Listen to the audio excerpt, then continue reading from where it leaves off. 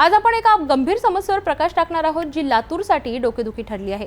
शहरातील बार्शी रोडवर विशेषतः दयानंद गेट समोर जाणाऱ्या बोगद्याजवळ मोकाट जनावरांनी अक्षरशः धुमाकूळ घातला आहे। ही जनावरे रस्त्याच्या मधोमध बसतात, अचानक धावतात आणि यामुळे अपघातांचा धोका वाढला आहे। प्रशासनाच्या दुर्लक्षाचा फटका सर्वसामान्य नागरिकांना कसा बसत आहे याचा आढावा घेऊया या वृत्तात।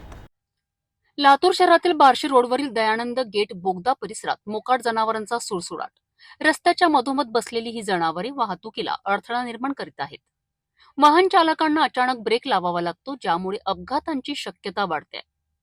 मनपा प्रशासन या समस्येवर लक्ष देत नाहीये, असा नागरिकांचा आरोप आहे।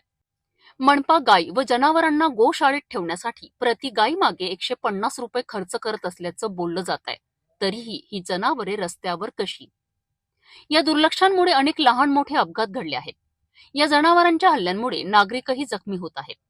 स्थानिक नागरिकांच्या प्रतिक्रिया, ज्यामध्ये प्रशासनाच्या निष्क्रियतेबद्दल तीव्र नाराजी व्यक्त केली आहे।